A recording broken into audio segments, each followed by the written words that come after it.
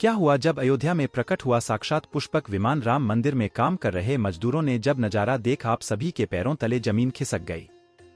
22 जनवरी प्राण प्रतिष्ठा से पूर्व अयोध्या में इतने बड़े चमत्कार का होना सभी को आश्चर्य में डाल रहा है। कुछ लोगों ने इसके साक्षात दर्शन किए हैं, जिन्होंने अपनी आंखों देखी जो बताया उसे सुनकर आपके भी रोंगटे खड़े हो जाएंगे। आगे बढ़ने से पहले अगर आप एक सच्चे सनातनी हैं, प्रभु श्री राम को अपना आराध्य मानते हैं, तो इस वीडियो को लाइक करके कमेंट बॉक्स में जय श्री राम जरूर लिखें। दोस्तों 22 जनवरी 2024 को राम लल्ला अयोध्या के नए भव्य मंदिर में विराजमान होंगे। इस शुभ कार्यक्रम के लिए पूरे देश में निमंत्रण बांटा जा रहा है। शहर से लेकर गांव तक घर घर अक्षत वितरण में बच्चों से लेकर बड़े तक सहयोग कर रही हैं। यहां तक कि महिलाएं भी जाकर अक्षत और श्री राम की अयोध्या की फोटो वितरण कर रही है। अयोध्या में राम मंदिर में भगवान रामलला की प्राण प्रतिष्ठा कार्यक्रम की तैयारियां तेजी से की जा रही है। इस कार्यक्रम को बेहद भव्य बनाने के लिए कोई कसर नहीं छोड़ी जा रही। इस बीच राम मंदिर निर्माण का कार्य भी तेजी से किया जा रहा है। मंदिर निर्माण में जो लक्ष्य लिया गया था उसमें लगभग 80% कार्य हो चुका है। 70 खंभों पर मूर्तिकार ही का काम चल रहा है। पिछले दिनों त्योहार की वजह से धीमा पड़ गया था, लेकिन अब बहुत ही तेज गति से पूरा हो जाएगा। निर्माण कार्य जल्द से जल्द पूरा करने के लिए सभी दूध रात दिन मेहनत कर रहे हैं। लेकिन 10 जनवरी की रात कुछ ऐसा चमत्कार हुआ जिसे देखकर सभी मजदूरों के होश उड़ गए। जब रात्रि के समय सब मजदूर अपना काम निपटाकर कर्मभूमि में सो रहे थे, उसी समय अचानक से उन्हें वहां कुछ हलचल महसूस हुई। सुरेश नाम के एक मजबूत दूर नहीं जब तंबू से बाहर झांक कर देखा तो उसे राम मंदिर के परिसर कुछ अजीब सी पीली चमकती हुई चीज दिखाई दी। उसने अपने साथियों को जगाना चाहा, लेकिन कोई भी उसके साथ नहीं आया। जब हिम्मत करके सुरेश जब राम मंदिर परिसर में पहुंचा तो वहां का नजारा बहुत चौंकाने वाला था, क्योंकि वहां पर उसे एक बहुत ही डिबेट चमत्कारिक विमान दिखाई दिया जिसका आकार मौत के समान था, जो दिखने में काफी सुंदर और कैसे परिपूर्ण था, जो कि राम मंदिर परिसर में पिछले क्षेत्र में उतर रहा था। लेकिन उस विमान को नियंत्रित कौन कर रहा था, जहां समझ नहीं आ रहा था, क्योंकि उस विमान में इतना तेज था कि सामान्य आंखों से नहीं देखा जा सकता था। लेकिन समझ में कुछ ऐसा आ रहा था मानो स्वयं साक्षात भगवान राम पुष्पक विमान के माध्यम से अयोध्या में उतर रही है। सुरेश ने यह चमत्कार अपनी आंखों से देखा, लेकिन अचानक से ही वह बेहोश हो गया, क्योंकि वहां उसके पेट को सहन नहीं कर पा रहा था। सुरेश जब सुबह उठा तो वह उसी स्थान पर मौजूद था और उसके साथ ही मंदिर निर्माण कार्य पूरा करने के लिए जा रहे थे। उसने सभी को रोककर रात्रि की सच्चाई बताई, लेकिन सभी उसकी हंसी उड़ा रहे थे। लेकिन सुरेश मन ही मन समझ चुका था कि प्रभु श्री राम अयोध्या आ चुके हैं, जहां उसके लिए सौभाग्य था कि उसे इतना सुंदर दृश्य देखने को मिला, जहां शायद उसने साक्षात पुष्पक विमान के दर्शन किए थे। यानी कि प्राण प्रतिष्ठा से पहले अयोध्या प्रकट हुआ साक्षात पुष्पक विमान। दोस्तों देश के अलग अलग हिस्सों में कई बार अजीब सी आकृति के विमान देखे गए हैं, जिनका संबंध कई बार तो एलियन के साथ जोड़कर भी देखा जाता है। यानी कि अयोध्या में उस रात्रि को मोर की आकृति का विमान देखना वास्तव में प्रभु श्री राम का ही कोई संदेश हो सकता है। लेकिन क्या यह विमान सचमुच में पुष्पक विमान है? इसकी आखिर क्या कारण है? इसे समझने के लिए हमें पुष्पक विमान के रहस्य को अच्छे से जानना पड़ेगा। आधे हमारे YouTube चैनल महादेवी मिरेकल पर आपको पुष्पक विमान का रहस्य बताएंगे, जिसे समझकर आपको यकीन होगा कि अयोध्या में पुष्पक विमान का प्रकट होना कलयुग का सबसे बड़ा चमत्कार है। रामायण पुष्पक विमान का जिक्र है, जो पहले कुबेर के पास था। इसके बाद रावण ने उसे अपने सौतेली भाई कुबेर से लंका समेत बलपूर्वक किया गया था। फिर रावण इसी के जरिए कहीं भी आता जाता था। रावण को हराने के बाद यह विमान श्री राम के पास आ गया। वह जीत हासिल करने के बाद इसी विमान के कहीं जगह होते हुए अयोध्या पहुंचे थे। रावण ने इसी के जरिए पंचवटी आश्रम से सीता का हरण किया था और उन्हें उस पर बिठाकर लंका ले गया था। कहा जाता है कि पुष्पक विमान आज के विमान की तरह था। पुष्पक विमान के जरिए रावण हवाई मार्ग से सफर किया करता था। रावण को मौत के घाट उतारने के बाद उसी विमान के जरिए प्रभु श्री राम, माता सीता और लक्ष्मण लंका से अयोध्या लौटे थे। रामायण में जिस तरह से पुष्पक विमान का जिक्र मिलता है, उससे तो यही लगता है कि यह आज के हवाई जहाज की तरह था, लेकिन तकनीक के मामले में मॉडल एरोप्लेन से कहीं आगे था।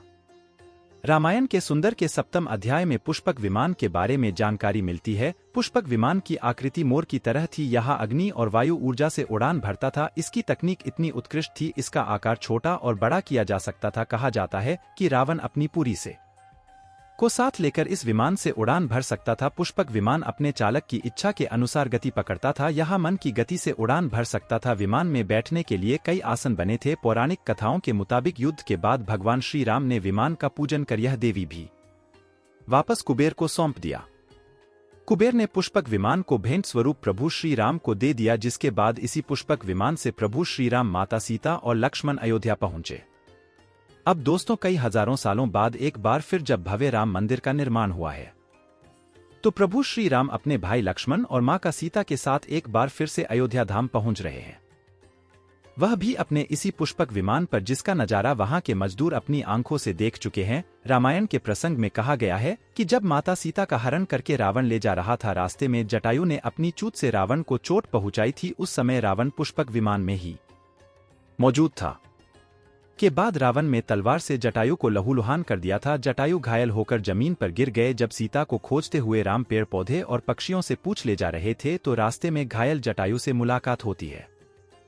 मरणासन पड़े जटायु की राम को बताते हैं कि रावण सीता का हरण करके किस दिशा में गया है, लेकिन जब साक्षात प्रभु श्री राम पुष्पक विमान में अयोध्या आ चुके हैं, तो भला उनके परम भक्त जटायु कैसे पीछे रह सकते हैं। अयोध्या में राम लल्ला की प्राण प्रतिष्ठा से पहले जनपद की सीमा में गिद्धों का झुंड दिखाई दिया है।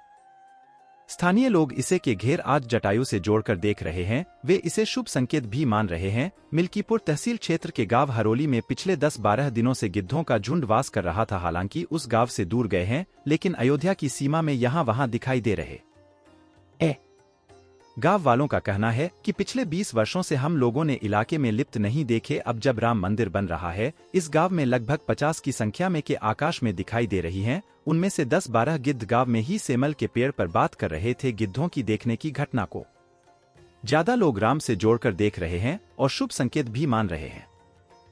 22 जनवरी को होने वाले प्राण प्रतिष्ठा के समारोह में देश के प्रधानमंत्री नरेंद्र मोदी ने देश विदेश की कई महान हस्तियों को निमंत्रण दिया है। लेकिन आपको जानकर हैरानी होगी, नेपाल में भी कुछ विशेष लोगों को समारोह में आने का निमंत्रण दिया गया है। इसके पीछे का रहस्य जान के भी होश उड़ जाएंगे, क्योंकि नेपाल को भगवान श्री राम का ससुराल कहा जाता है, क्योंकि निर्माण एक समय पर जनकपुर धाम था, जहां के राजा थे राजा जनक और उनकी पुत्री मां सीता वहीं पर भूमि में से प्रकट हुई थी। जनकपुर धाम, जिसे मिथिला भी कहा जाता था। मिथिला संस्कृति में यह मान्यता है कि जब बेटी का गृह प्रवेश होता है, तो उसके मायके से टोका और अन्य सामग्री भिजवाई जाती है। इसी परंपरा के मुताबिक जब प्रभु राम का मंदिर में गृह प्रवेश होगा, तो सीता जी की ओर नेपाल से अयोध्या उखाड़ा रही है, जिसे धार यात्रा का नाम दिया गया है।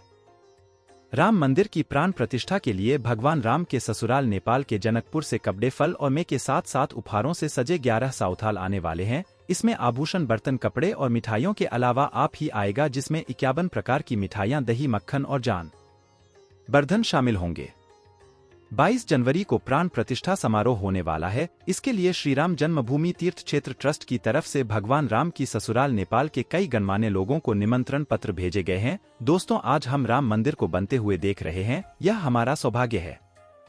भव्य राम मंदिर के बनने में कई हजार कारसेवकों और राम भक्तों का बलिदान छुपा है। उस समय आक्रमणकारियों ने काशी, मथुरा के साथ ही अयोध्या में भी लूटपाट की और पुजारियों की हत्या कर मूर्तियां तोड़ने का क्रम जारी रखा, लेकिन 14वीं सदी तक में अयोध्या में राम मंदिर को तोड़ने में सफल नहीं हो पाए, क्योंकि हर बार राम मंदिर और अयोध्या की रक्षा करने के लिए आसपास के राजा मदद भेज देते थे। हजारों साधुओं ने भी मंदिर की रक्षा के लिए अपने प्राणों की आहुति दे दी। विभिन्न आक्रमण को झेलते हुए श्री राम की जन्मभूमि पर बना भव्य मंदिर 14 शताब्दी तक मचा रहा। कहते हैं इस सिकंदर लोदी के शासनकाल के दौरान यह भव्य मंदिर मौजूद था। 10वीं शताब्दी में हिंदुस्तान पर मुगलों का अधिकार हो गया और उसके बाद ही राम जन्मभूमि एवं अयोध्या को नष्ट करने के लिए कई अभियान चलाए गए। 1527-28 ने इस भव्य मंदिर को तोड़ दिया गया और उसकी जगह बाबरी ढांचा खड़ा किया गया। कहते हैं कि मुगल साम्राज्य के संस्थापक बाबर के सेनापति ने बिहार अभियान के समय अयोध्या में श्री राम के जन्मस्थान पर स्थित प्राचीन और भव्य मंदिर को तोड़कर मस्जिद बन की 19 जनवरी 1885 को हिंदू महंत रघुबर दास ने पहली बार इस मामले को फैजाबाद के न्यायाधीश पाए हरि किशन के सामने रखा था। इस मामले में कहा गया था कि मस्जिद की जगह पर मंदिर बनवाना चाहिए, क्योंकि वह स्थान प्रभु श्री राम का जन्मस्थान है।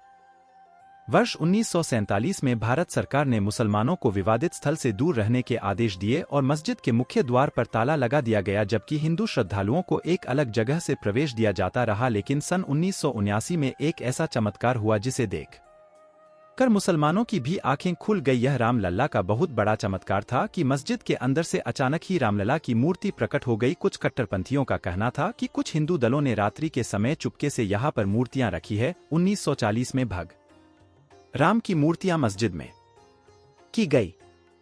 मुसलमानों ने इस पर विरोध व्यक्त किया और दोनों पक्षों ने अदालत में मुकदमा दायर कर दिया। सरकार ने इस स्थल को विवादित घोषित करके ताला लगा दिया। 30 अक्टूबर 1990 को हजारों राम भक्तों ने मुख्यमंत्री मुलायम सिंह यादव द्वारा खड़ी की गई अनेक बाधाओं को पार कर अयोध्या में प्रवेश किया और विवादित ढांचे के ऊपर भगवा ध्वज फहरा दिया। लेकिन 2 नवंबर 1990 को मुलायम सिंह यादव ने कारसेवकों पर गोली चलाने का आदेश दिया, जिसमें सैकड़ों राम भक्तों ने अपने जीवन की आहुतियां दी। सदियों तक राम भक्तों की लाशों से भर गया था इस नृशंस हत्याकांड के बाद अप्रैल 1991 को उत्तर प्रदेश के तत्कालीन मुख्यमंत्री मुलायम सिंह यादव को इस्तीफा देना पड़ा। उस समय कोठारी बंधुओं के बलिदान की चर्चा खूब रही। दिसंबर 19 मई को जब विवादित ढांचा गिराया गया, उस समय राज्य में कल्याण सिंह की सरकार थी। उस दिन सुबह करीब 10:30 बजे हजारों लाखों की संख्या में कारसेवक पहुंचने लगे। दोपहर में 12 बजे के करीब कारसेवकों का एक बड़ा जत्था मस्जिद की दीवार पर चढ़ने लगता है। लाखों की भीड़ दास को संभालना सभी के लिए मुश्किल हो गया। दोपहर के 3:40 पर पहला गुंबद ने तोड़ दिया और फिर 5 बजने में जब 5 मिनट का वक्त बाकी था, तब तक पूरे का पूरा विवादित ढांचा जमींदोज हो चुका था। भीड़ ने उसी जगह पूजा अर्चना की और रामशिला की स्थापना कर दी। मुख्यमंत्री कल्याण सिंह का साफ आदेश था कि कारसेवकों पर गोली नहीं चलेगी। इस महान कल्याण सिंह जी को हम शाश्वत प्रणाम करते हैं। दोस्तों, राम मंदिर को बनता हुआ देखना सौभाग्य है, लेकिन जब भी हम इसके पीछे हजारों हिंदुओं का बलिदान देखते हैं तो हमारी आंखें नम हो जाती है। इस पूरी वीडियो को देखने के बाद आक्रमणकारियों के लिए आपके क्या विचार, इसे कमेंट बॉक्स में जरूर बताइएगा। हमारे महान शहीदों के लिए आपकी श्रद्धांजलि नीचे कमेंट बॉक्स में जरूर दीजिएगा। कोई भी बात अच्छी लगी हो तो लाइक जरूर करें और हमेशा ऐसे सत्य चमत्कारी घटनाएं देखने के लिए हमारे चैनल गीता धर्मार्थ को सब्सक्राइब करके आप बेल आइकन को प्रेस